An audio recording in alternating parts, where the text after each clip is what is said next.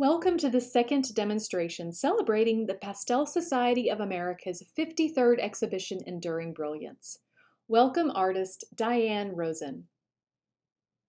Diane studied art in New York City and in Paris on a year-long fellowship at l'École des Beaux-Arts, which launched her love of pastel. A master pastelist, she has won numerous awards, including PSA Founders Award, Blick Award for Distinctive Accomplishment in Pastel, Art Spirit Foundation Gold Medal, and honorable mention in Pastel Journal's 2025 Pastel 100 Competition Portrait and Figure category. Publications that have featured her work include American Artist Magazine, Pastel Journal, Deutsche-Pastell-Gesellschaft Newsletter, Pure Color, The Best of Pastel, and Best of Pastel 2. She has exhibited at the National Arts Club, Salmagundi Club, Butler Museum, Noyes Museum of Art, and Salons International, Art du Pastel, and Normandie, France, among others. Rosen taught at Parsons School of Design at New School as well as privately, and has published several articles on creative process. Her work is in private collections in the U.S. and abroad. Diane's demo today will be a dynamic approach to figurative pastels. Opposites not only attract, they energize your paintings. In this demo, Diane shares the visual language behind her dynamic figurative work, showing how engagement with contrasting elements like figuration and abstraction, line and form, warm and cool, asymmetrical balance, and more can infuse your pastel paintings with added vitality. Please, let's welcome artist Diane Rosen. Hi everyone, welcome to my studio. I'm Diane Rosen, and I'm delighted that today's demo is part of celebrating the PSA's 53rd annual exhibition, Enduring Brilliance. I'd like to begin by telling you a little bit about my process, what happens before I even start working on a pastel painting. In terms of subject matter, my work has always been figurative, and early on I started out working only from the live model.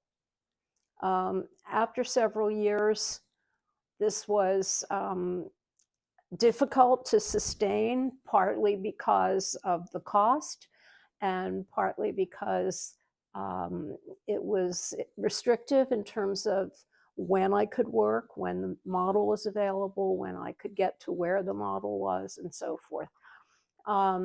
So at that point, I started taking photographs of models who, by the way, had agreed beforehand to being photographed and had signed appropriate releases and so forth. And I now have a personal archive of many hundreds, maybe a couple of thousand photos that I've taken of models. And those are what I use for my reference images. Now, I know that there's an impression that some people have an impression that working from photographs can be limiting. And I understand that. But in order to feel a little bit freer with the process of working from a photograph, I do a few different things that I would like to share with you now. So, for example, I will show you first, and this is in preparation for a painting that I did last year. So first I went through some family photographs, which I should mention is a second great resource in addition to the photographs I've taken of models. So I liked this image of this small boy. And I also liked this image for the boy who is on your left. So those were the two figures that I chose to work with. Now, of course, they don't exist in the same photo. So to deal with that, I photocopied and enlarged each one that I was interested in. So here's one. And here's the second one. And the advantage of taking the making photocopies is actually twofold. First of all, I can enlarge them, which often helps, especially when with these older photographs that are only the tiny size that they are. Secondly, I can proportionately size the two figures that I'm interested in, even though they're from different source images. And in the photocopies, I can then cut them out and place them together as I would like to see them in the composition I'm interested in doing. So let me show you what that looks like. This is, as you can see, a photocopy of each image cut out and pasted together. And here's not a photograph, but apologies for the quality, but just to show you the final piece in terms of what the composition looked like with the two figures placed together, even though they weren't in the original photographs. One more example of that, again from older family photos. So this one is a photograph of a little girl eating an ice cream cone. And I was quite enthralled with her. And then there's this second image of a little boy holding a dachshund on a leash. So I thought about putting these two together, and sadly for the little boy, he got axed from the final composition. So what I ended up being drawn to was the little girl and the dog sort of looking longingly at that ice cream cone. And so here again is a photocopied image of the final piece. And you can see that the little girl and the dog are there.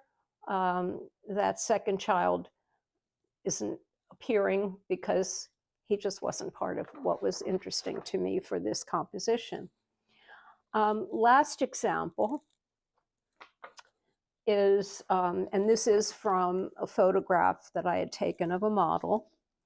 And the reason I want to show this to you is that I like a certain dynamic tension in my compositions. That's just intrigues me. So just going back to this one for a moment. So negative space is really important to me. The shapes of shadows, the shapes between shapes, the angles. There's a kind of dynamic tension to that I really enjoy and look for when I'm composing. And another sort of interesting dynamic tension is that between accident and control. And that's always the case when creating anything. We might have some image, whether it's very distinct or whether it's diaphanous, some image in mind of what we would like to begin working on. And then, of course, what happens is we enter into dialogue with the work, and it begins telling us, in a certain sense, where it wants to go. So there's always an element of back and forth. It's not all about control. There's accident or chance, or if you will, just the life of the painting itself, that once it begins to emerge will pull you further in a certain direction.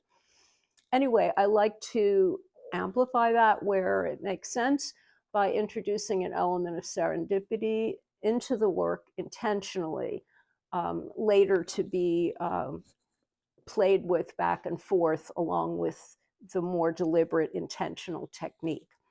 So here's a photocopy of a model that I took.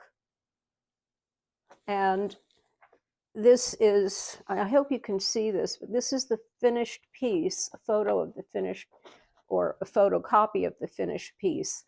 But what I'd like to call attention to is this section here, where I, before beginning to sketch what I was going, the figure that I was using, I spattered acrylic paint onto the surface randomly. And once that dried, I was able to work with that. It eventually became part of this shadow space over here. But honestly, I did not know how or where I would incorporate it. Just that it gave me something else to play with, something else intriguing for me about the surface before diving in. So, so with that, I will dive in and start on today's demo. And I have actually, you'll see, prepared that surface as well with some spattered acrylic paint. So let's get started. So before actually starting on the pastel, I want to show you the image that I chose to work from today. And it's a photograph of a model, as you can see, leaning forward and twisting slightly to reach back behind one leg. So there's already an inherent dynamic quality to the torque of this pose, which I wanted to come closer in on, and by cropping, just using 2 pieces of white paper, I was able to arrive at a basic composition that I think enhances the diagonals of the pose, her arms and the upper part of her legs, the top of her body, and also enhances the asymmetry of the basic placement of the large shape of the figure in the surrounding space. So that's what I decided to work from. And as you'll see, there's really not an interesting background at all to this. She was just in my studio. And so I did make some thumbnails, and I decided on this one. As you can see, the issue for me was not so much the pose and the placement of it, which I had decided from my cropping of the photo, but what to do with the background. And I decided on a high horizon line, maybe suggesting a beach, and that being the sky or that being distant water, kind of doesn't matter at this point. And below that, sand, earth, whatever.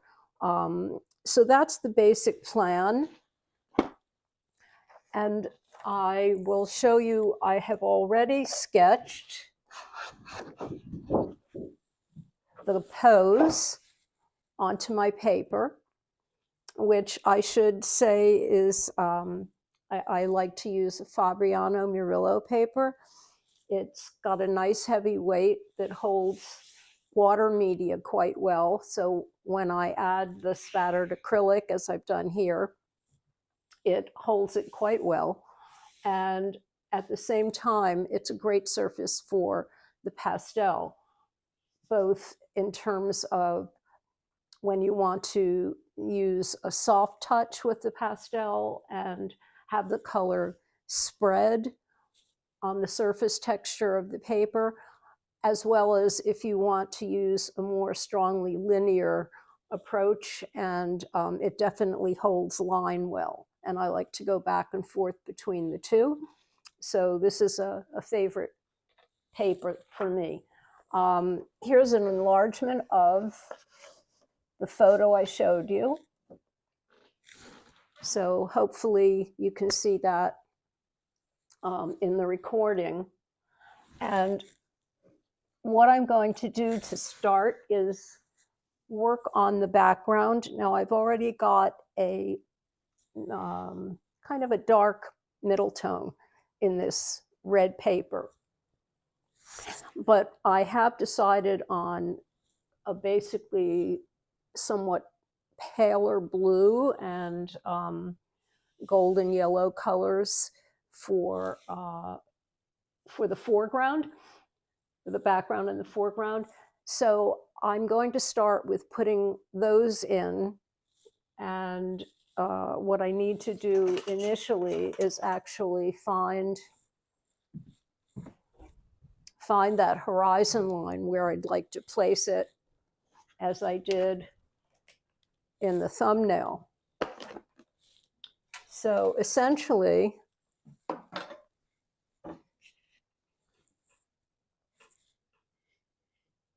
that would be about here, because I'd like this negative shape to be in that upper section, but not the negative space between the arms.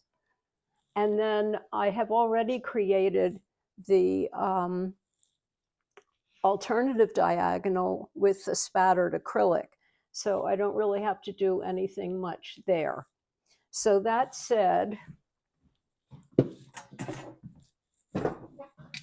I will begin to work into the blue tones in what will eventually be sky or suggest the water beyond. And for pastels, I use a variety of different brands. I like Rembrandt, I like Sennelier, I like Richardson, some others. They all have their own special qualities that are really wonderful. I also occasionally will use sticks of new pastel. I find that they're, especially for lines, if I want to do something with a certain precision that you can obtain more easily with a harder pastel than a soft. So I have new pastels handy for that. Okay, at this point, I want to just go in. And I should say that one of the reasons that I'm starting with this background tone, and I think I want something a little darker than that.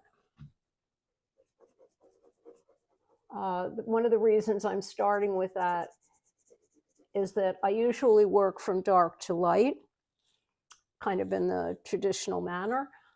And this paper is relatively dark, so I'm actually brightening some of the areas of negative space that surround the image rather than starting to work in the darks there.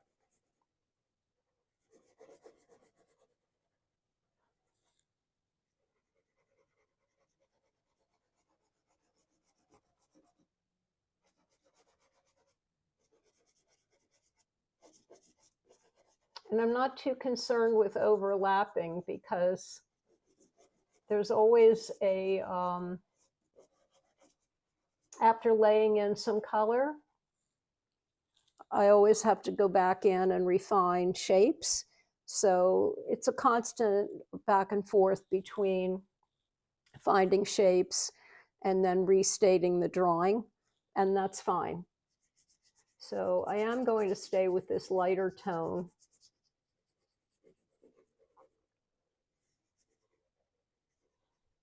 Some of which I'll pull into the figure.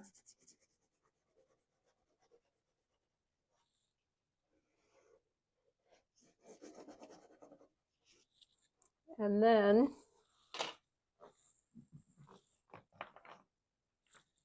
starting off with something lighter there.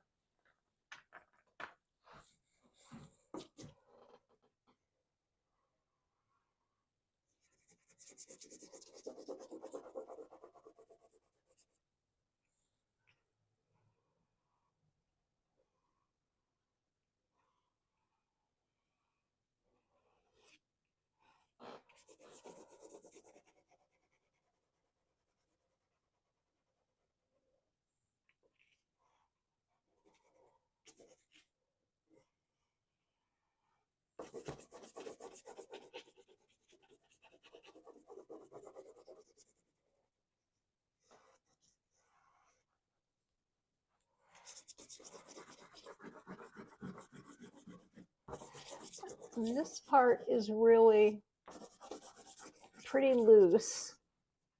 And I am starting to work over some of the acrylic, which is fine. If there are areas of it that I find later on that I want to pull forward more, I can always go back in and allow the acrylic underpainting to come through more obviously, but that's kind of down the road.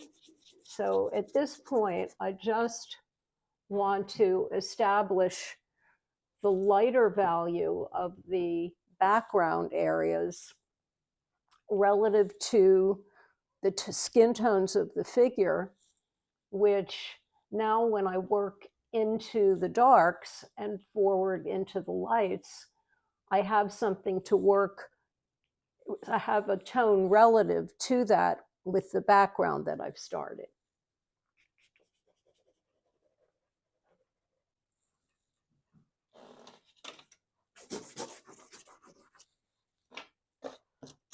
And let's just restate this a little bit more.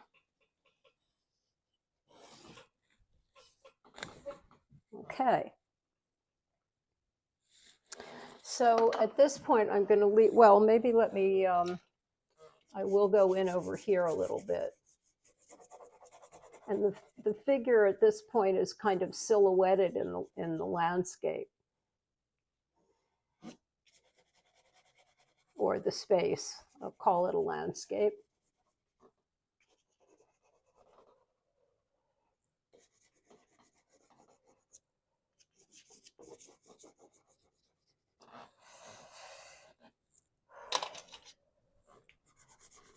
And I have picked out two tones, as you can see, the lighter and the darker in the background. And gradually that will be elaborated more as I work into those areas further. But for now, I really just want a suggestion of the negative shapes between the spaces of that the body is creating, between those negative spaces, and the figure itself.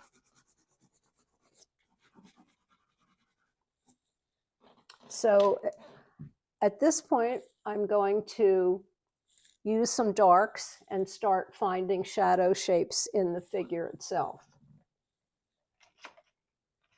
And I tend to favor umbers for that. I like kind of the coolness of it.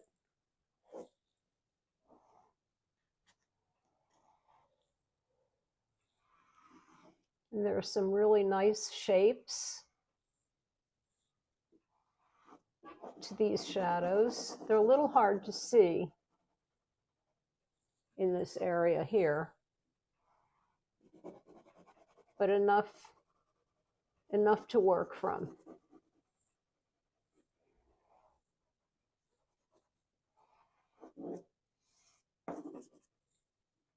And in fact, this can overlap.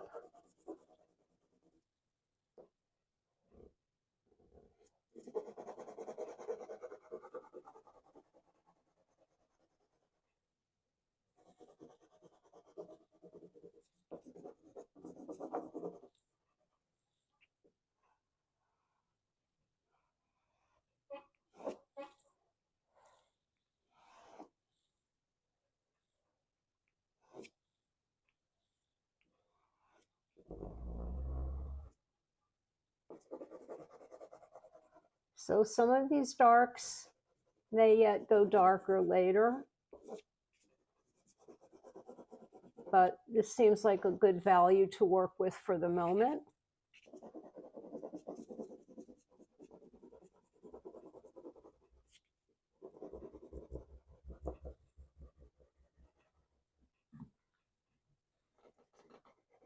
A lot of the face is in shadow, which doesn't give me a whole lot of information to work with.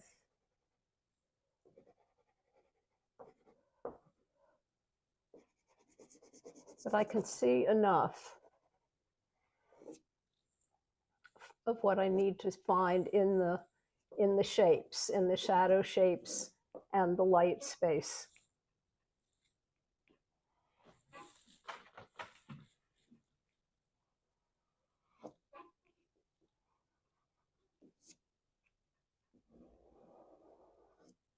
So there's just a tiny sliver of negative space, sorry, coming through there.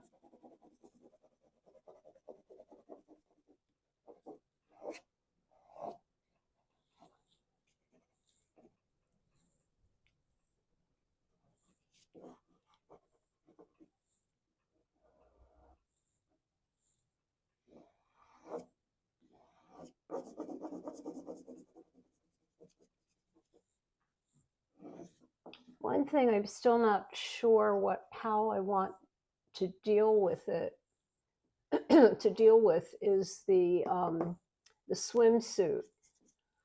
I want to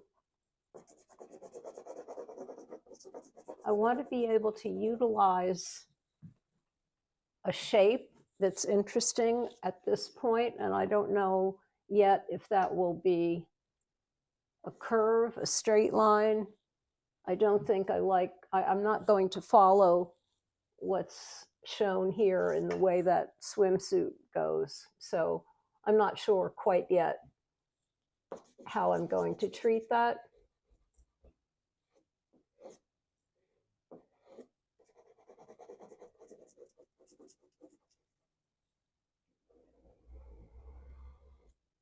So interestingly, you have light coming on from above on the model's back. So I'm just going to find some of that shape.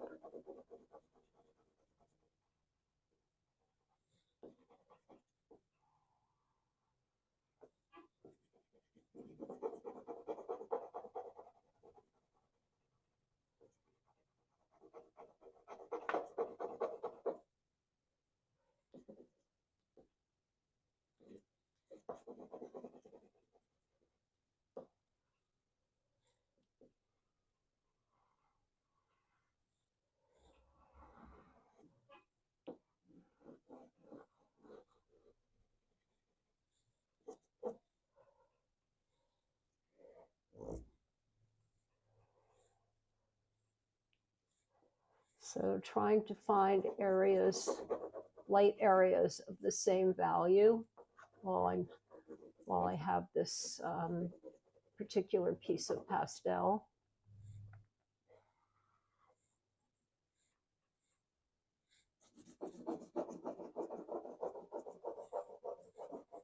Now, one thing I need to do is, with this image, imagine a little bit, because there's not, as I said, especially in the face, there's not a lot of visible information to grab onto. So likewise with some of the other areas, it's difficult to discern the shadow and light patterns. So to some extent, I'm just going to choose what I find pleasing and just impose that on the suggestion of where the shapes would be.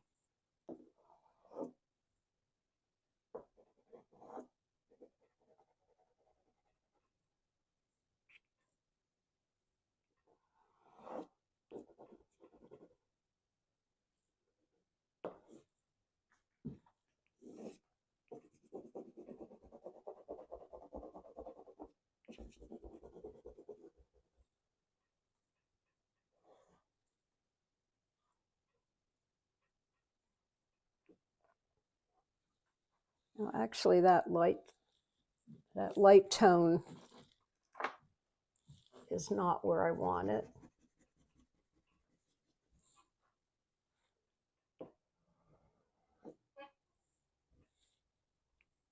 It's up here on this muscle and then picks up again down here in the crook of the elbow.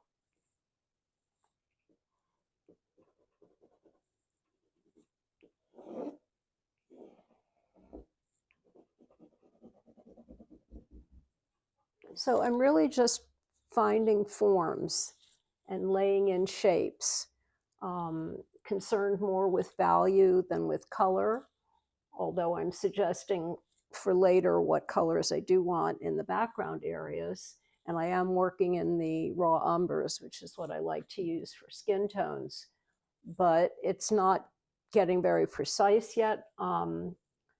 Deliberately, I'm just trying to find, as I said, shadow shapes, light shapes, and create a sense of how they flow together on the form.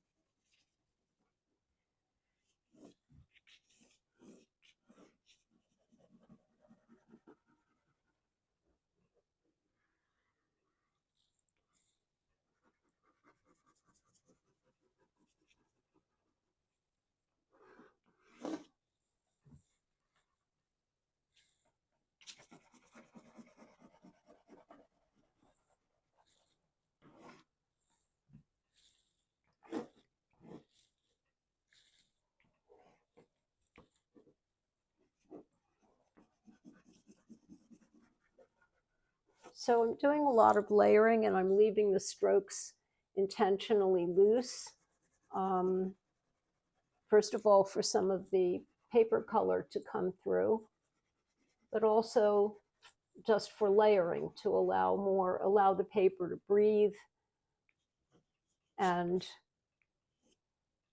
leave room for multiple layers as the image develops.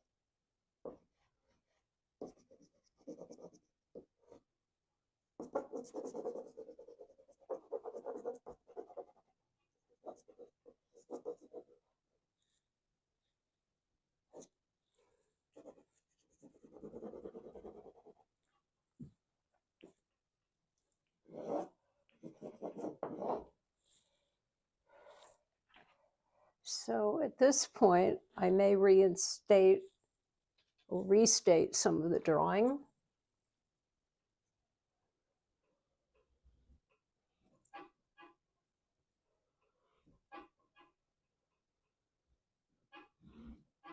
And what I'm actually using here is an eraser. It's very handy. I don't want to draw necessarily with a heavy line per se, but where I want to reestablish my lines, I find this is very useful. I'm just dragging away some of the color that's been applied that I've been working with. We'll drag it away and allow more of the the linear quality to resurface.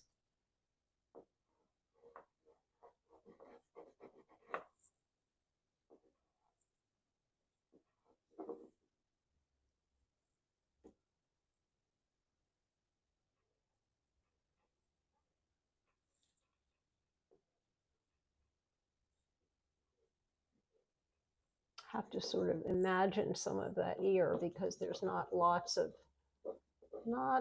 information about what's going on with that ear.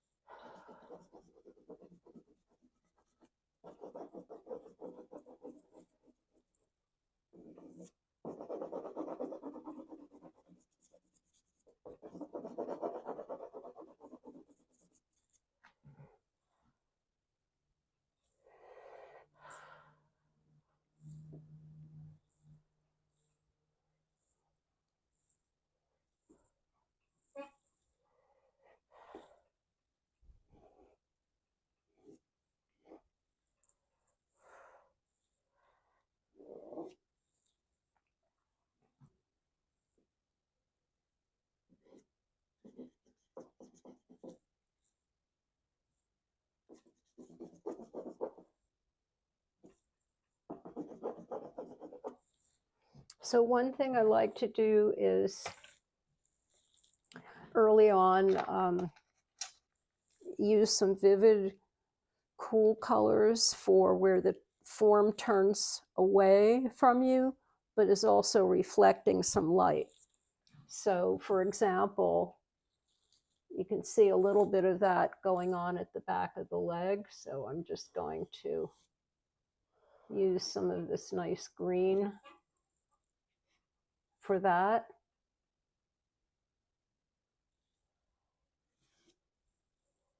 And I'll be going back into that more because, as I said, I'm constantly going back and forth between line and form or shape, and working more with one kind of erodes a little bit of what you've done in the other. So then going back to restate line where the form has kind of taken over a bit and the form is lost and the line is lost, and vice versa. So that's the process.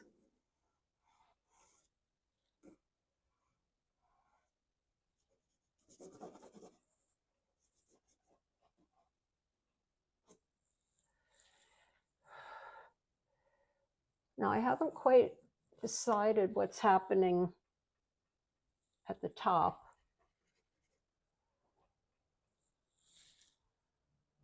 I may have to turn the page, turn the canvas or paper to decide what to do with that, which I do often.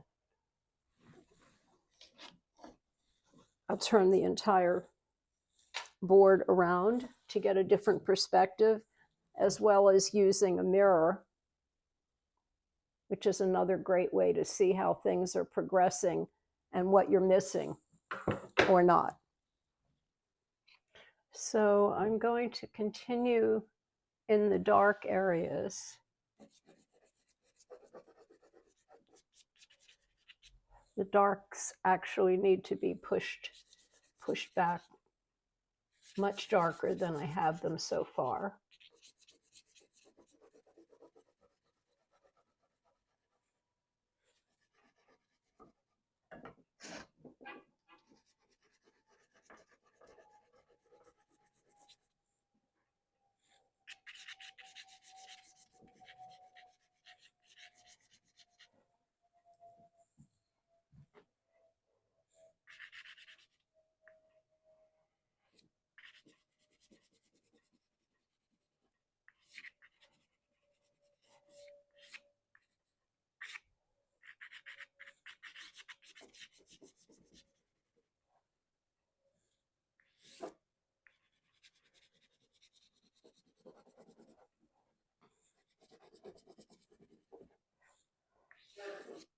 So the shadows are a little unusual here because of the torque and the indirect light. Actually, the figure is against the light, as it were.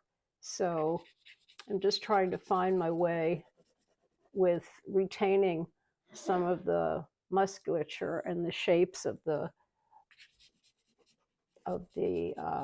leg as it's twisting, as she's twisting around, and not lose that quality of torque.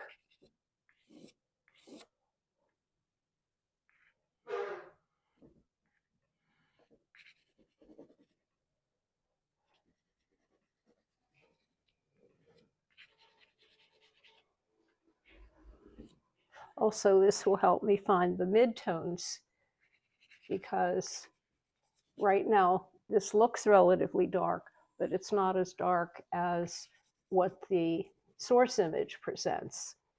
Again, considering that she's posing against the light. And that's part of what I like about this reference image,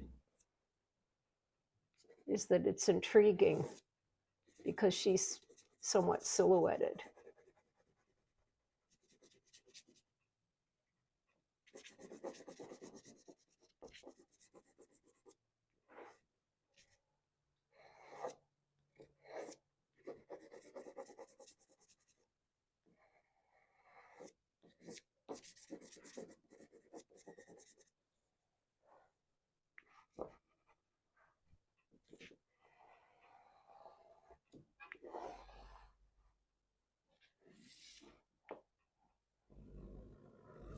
When you have a form against the light like this, it's important to find this point in the shape of the arm or whatever area you're working in, where the light actually, the form turns and the light turns against it.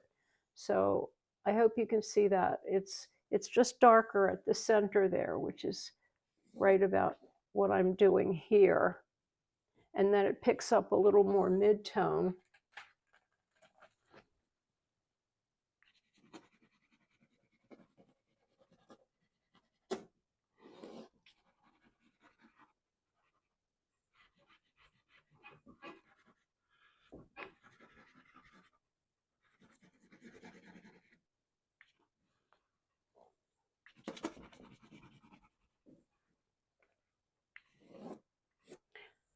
And then comes up against the dark of the inner part of the leg.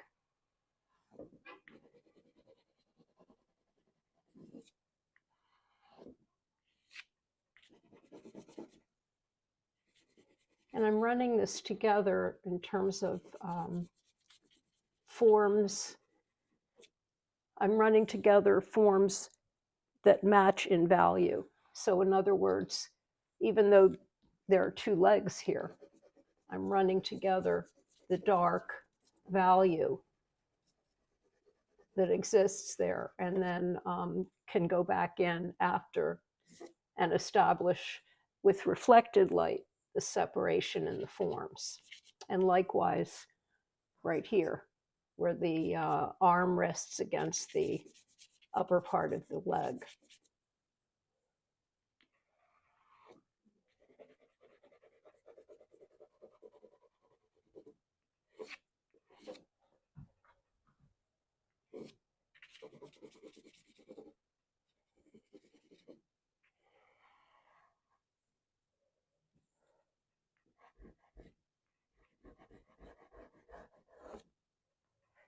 So this is a nice challenge here, this bit where the hands are reaching around the leg,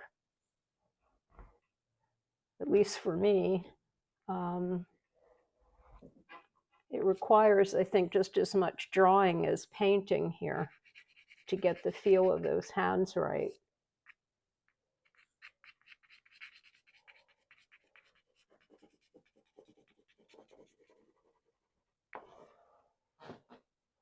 And looking up here now, again, there's not a lot of information. I think the the ribbon of her swimsuit, which I should have asked her to move when she was posing, but it's actually obscuring a part of her face.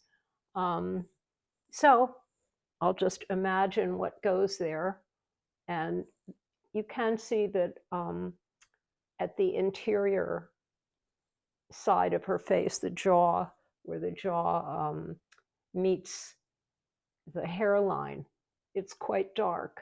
And then it moves a little bit into some reflected light. So I'm just going to bring that value down.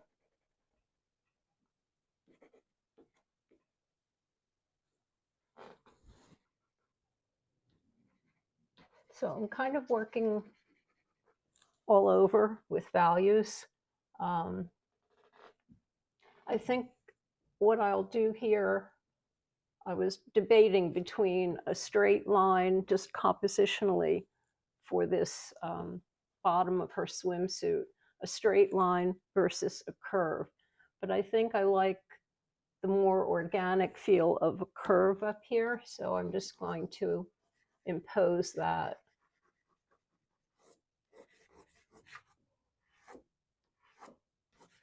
So I mentioned using a cool color, relatively a bright cool color like this green, for the reflected light where the form is turning away from you. So I'm just going to find that here in the chin area and lay that in. Actually, it works in the cheek area as the structure of the face turns away from you. It's a cool area, actually, as opposed to the front part of the cheek, which of course is warm because there's more blood close to the surface. And then this green serves also just going around. Well, here's another good area of reflected light. It's going to help me reestablish the edge of the form there. Because if you recall, I was using my dark value and treating this as if it were one mass. And of course it's not. And this goes back in and reseparates, reasserts the differences in the two forms. And now I can use this for the back part of the arm where it's turning away from whatever light is. It's backlit and also top lit. So this is, of course, a very bright area, which I just made darker inadvertently with pastel on my finger. Anyway, this is very bright, and it moves slowly and very subtly across the form down to the bottom, but very little of the light is really penetrating. So I can go ahead and take advantage of using this cool tone to kind of connect that reflected light as it moves its way down the figure.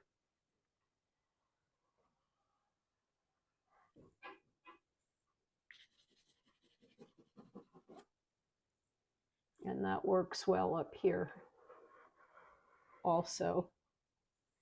You can see that separating the two forms, which I had run together with my dark value, my dark pastel initially.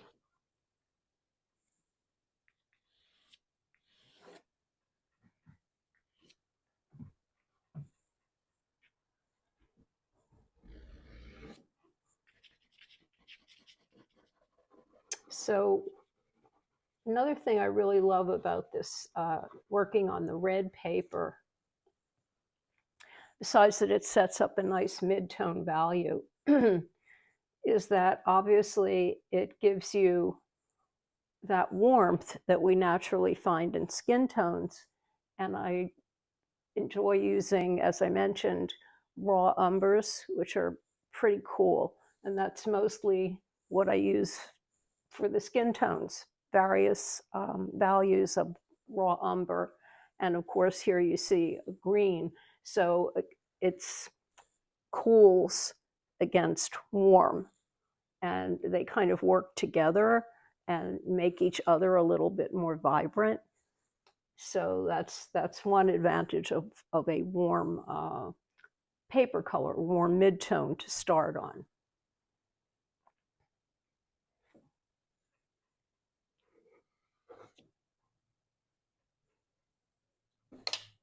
Whoops. Sorry about that. Okay, we'll just have to find another. I seem to have lost, my green has gone astray. Okay, there we go. Yeah. Now, what I want to do at this point actually is turn my attention to the hands, which I've drawn basically in the position that I'm happy with, but now I need to paint them, and I don't want to lose my essential drawing here because I'm kind of happy with how they're placed on the leg. So I'm going to pay a little attention now to that area specifically.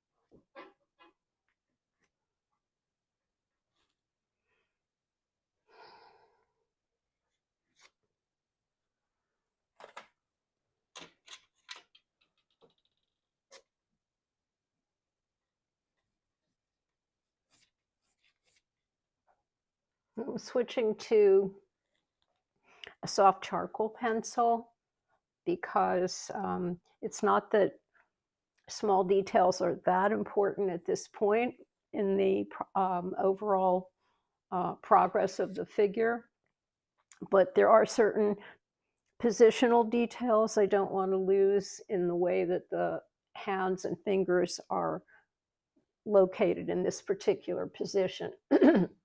So I'm just going to restate some of that at this point and then go back into the larger forms.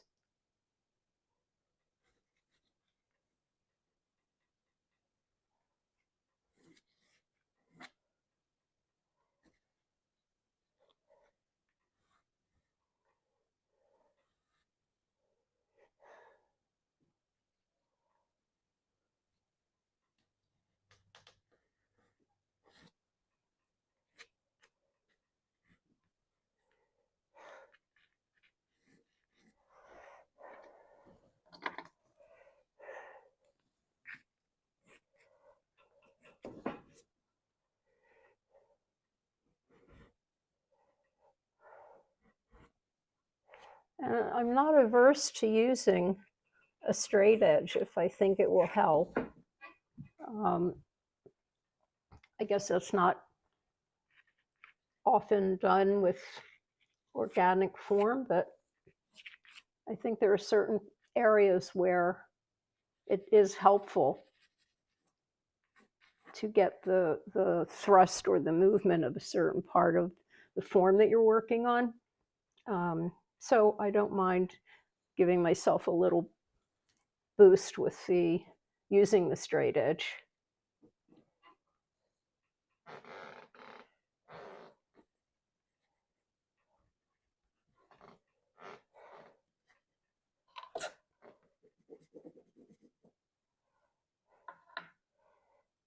So again, there's not a whole lot of information available in this photo, but you can see that her left arm, her left hand, and her index finger on her left hand kind of flows nicely along the right edge of her leg. So I've got that here. I don't want to lose that. I think there's the shape of this foot could use some rethinking, but at this point I'm going to try creating the better shape there with my background area, background color, rather than relying on redrawing alone.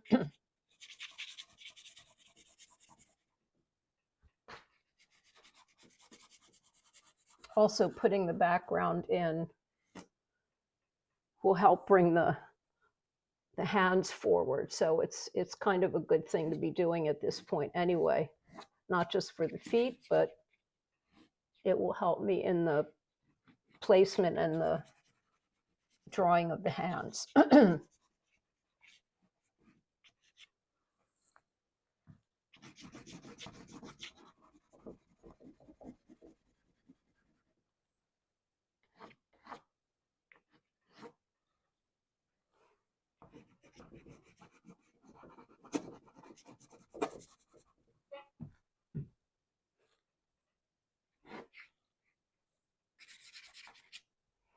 I think I'm going to look for a darker value there. Let's see. That's good.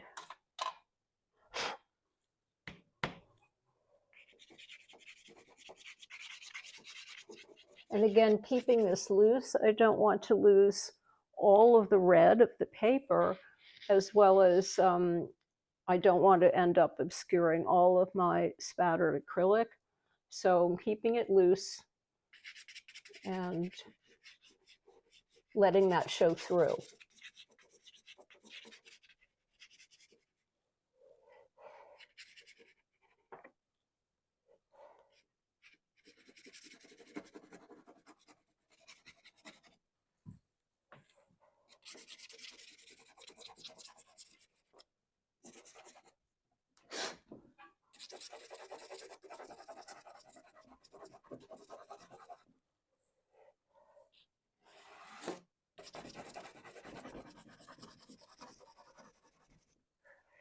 So now I'm working over here, putting in some of the background tone. I see that I really need to darken the value of this part of the leg. I started to, but this isn't really dark enough, so I'm going to go back to it.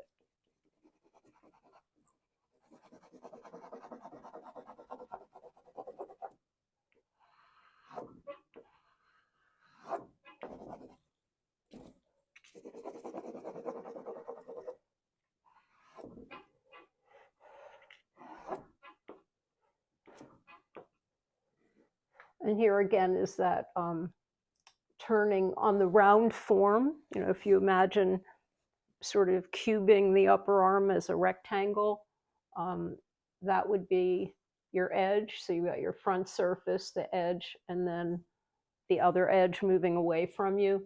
So I'm finding that dark area right there that allows me to suggest turning the form.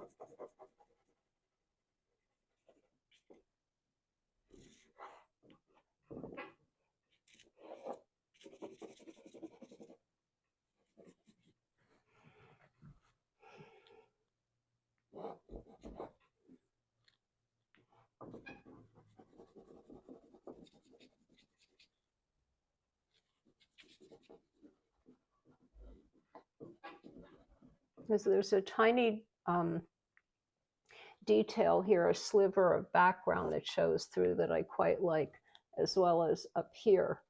So I want to be mindful of that and not obliterate those.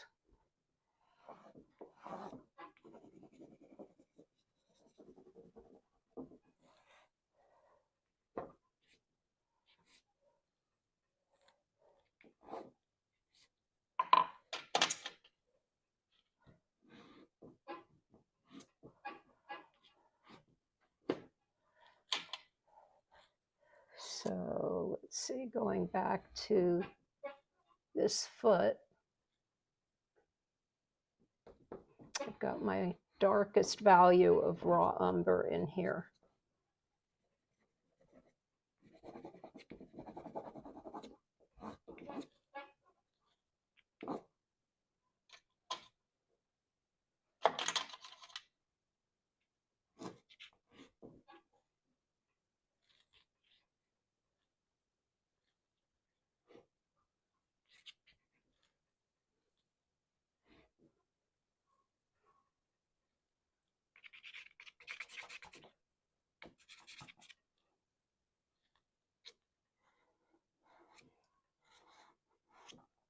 I don't often use the side of the pastel, the flat of it, but sometimes if I'm just tentatively reaching for value in an area quickly, just to fill it, I will do that.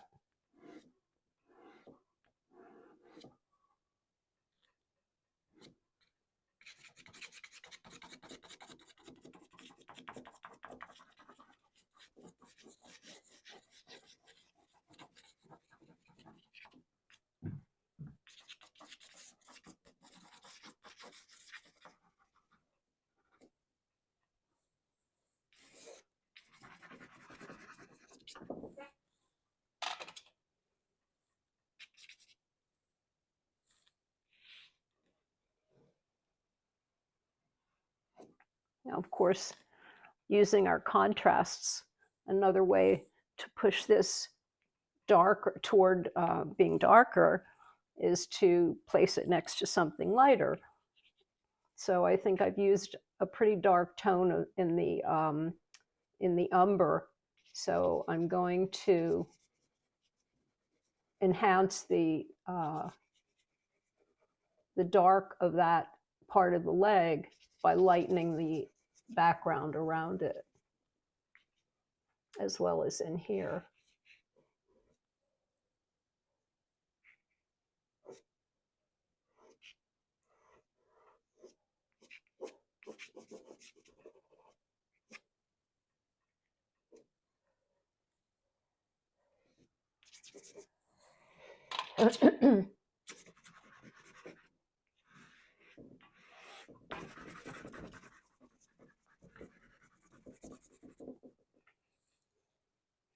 Okay, so going back to the hands.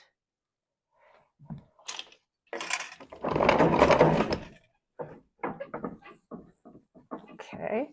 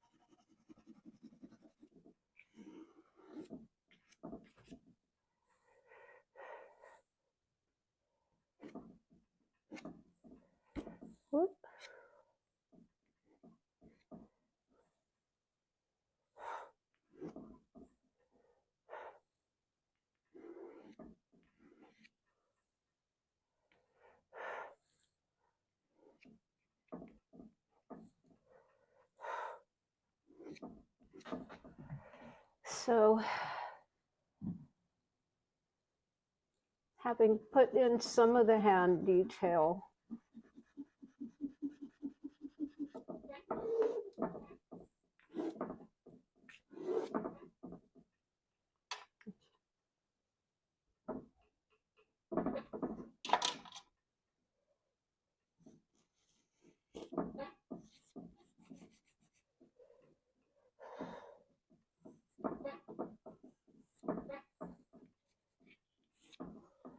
I'm going to try to shape this foot a little more. There's, again, not a lot of information.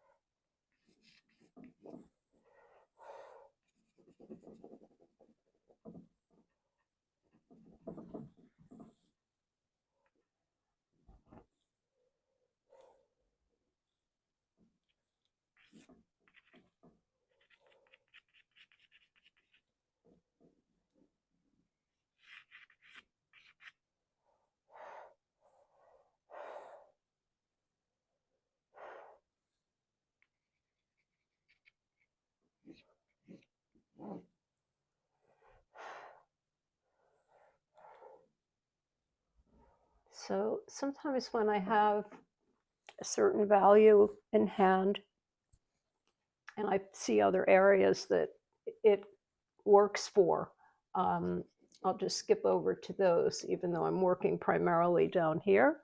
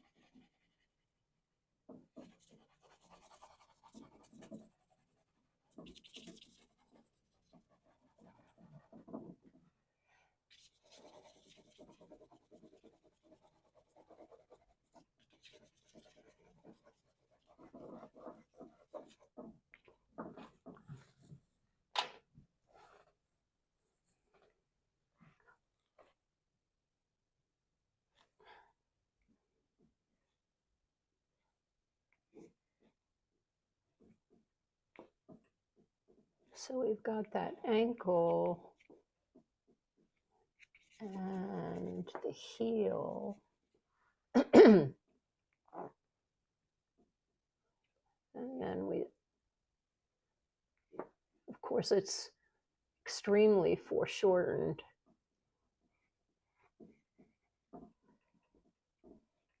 So I'm just going to suggest it for myself right now and not pursue it right away at this moment.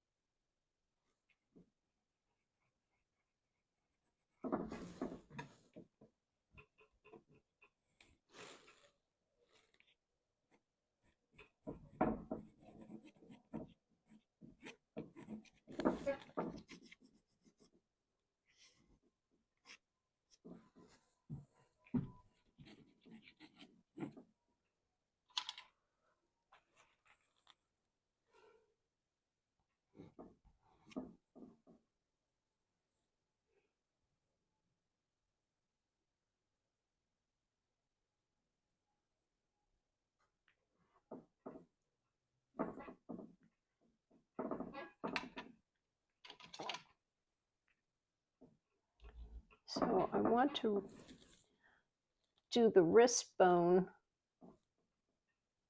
I want to place it a little higher than what I actually have here. So I'll redraw by pushing the background in a little.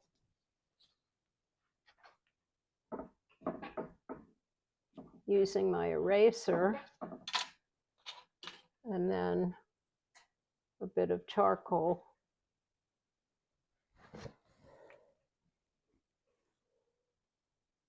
To get the angle that I want. I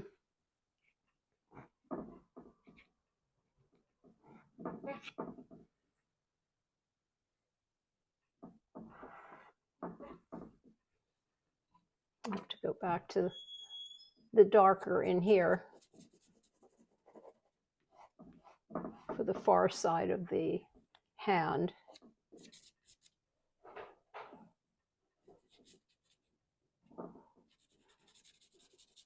Again, I'll run it together with the leg. I can pull out the form again by going back in with the cool, lighter tone when I'm ready to do that.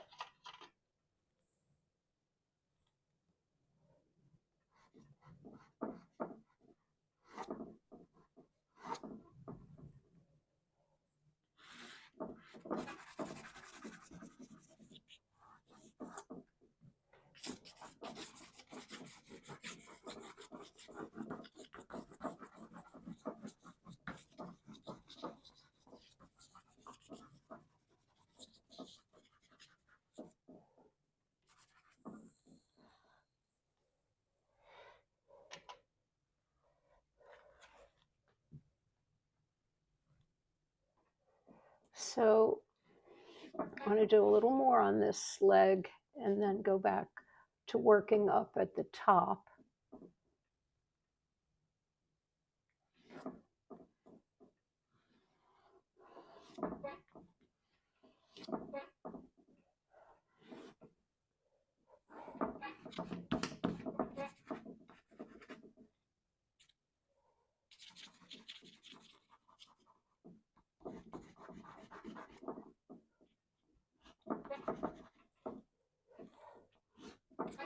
Some great angles are set up in the bones and tendons in the leg.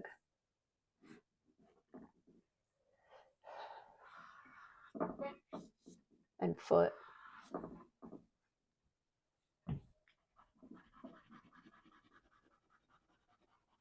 So now where there's too much of the red showing through, I'm going to apply more of my raw umber, a cooler tone, and push it back, but I definitely don't want to lose all of it because I want that play, that interplay between the cool and warm. And it's an advantage that this paper offers, that there is that layer of warmth immediately there.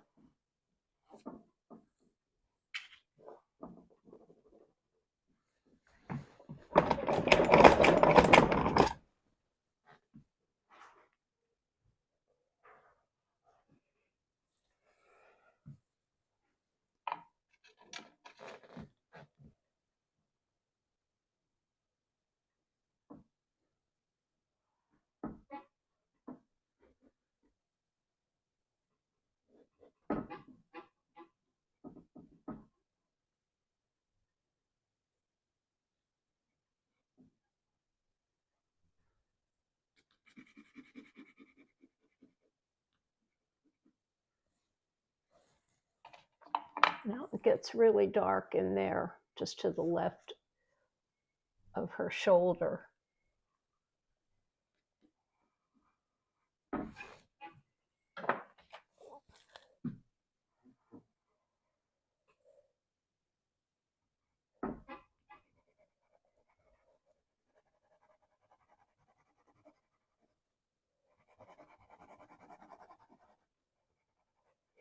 Well, again, I think I mentioned there's not a lot of information available for what's going on in this section between her, the part of her bathing suit falling forward, as well as some of her hair. And I don't want to get too much of that here, but I think I'm going to use some of my gold tone, because actually the model's hair was like a sort of dirty brownish blonde color. And it will help me bring some of this color from the lower part of the painting into the top, and it will help me delineate what's actually happening with the hair up here.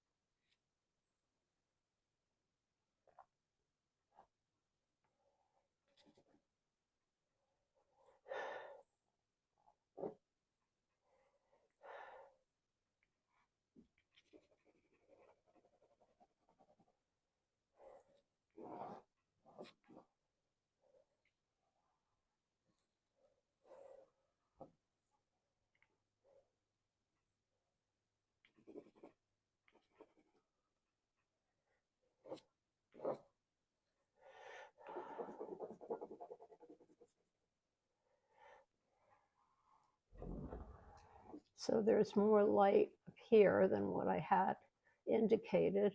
So I'm going to go back in and establish some of that.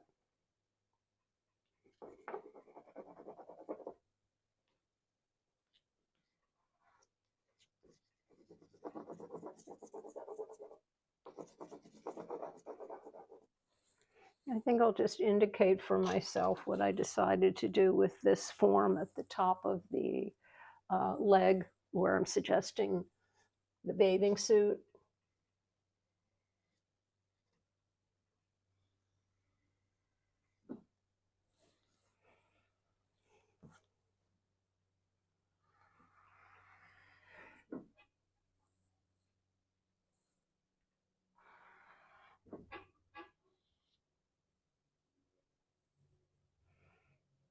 This is quite dark in here as well.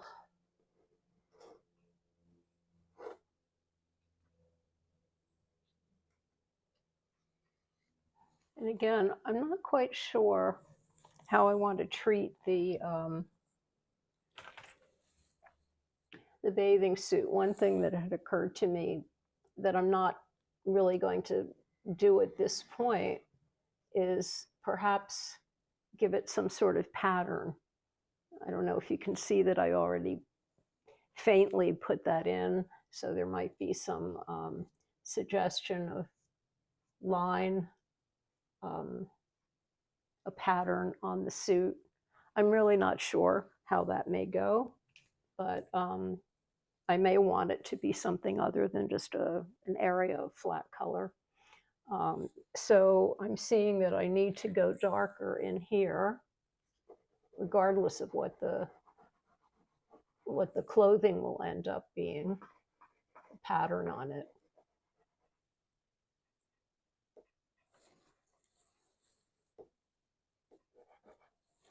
And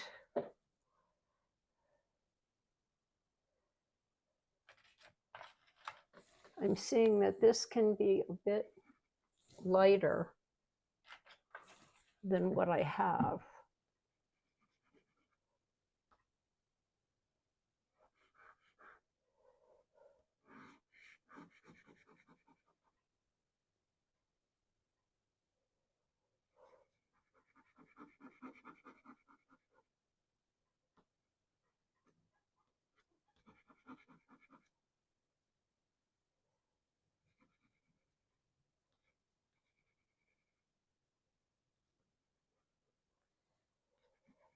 So I'm letting this cool umber just run into that green that I was using where the form was turning away from the light. You can still see it pretty vividly right there. And that will get pushed back as I continue working on this.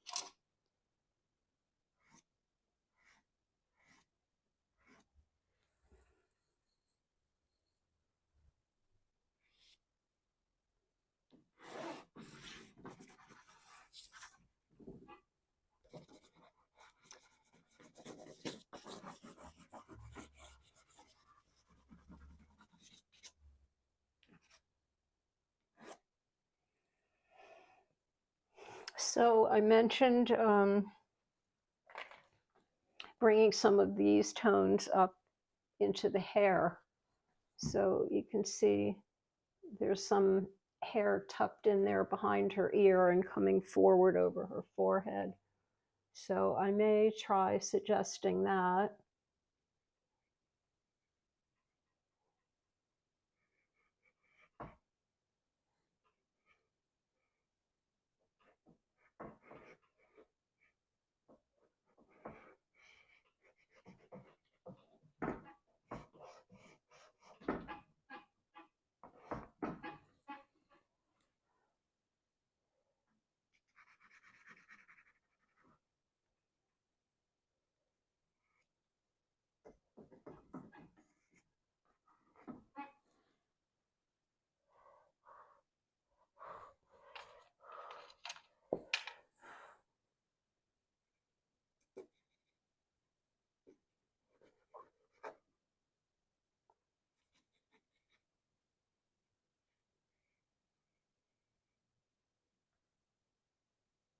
And I'm just going in and restating some of the drawing.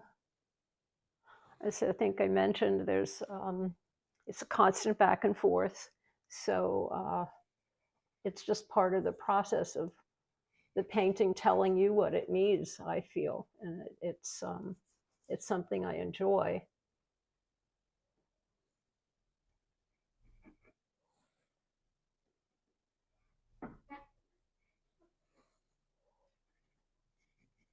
So I think something like that is going to serve to suggest the hair, maybe a little top knot, I'm not sure. Maybe a little more of the background on this side. Again, I look at those details as more like compositional elements that I can play with. I'm not really worried about making this look precisely like my photograph. And in some ways, I really can't because, as I said, some of the information is obscured.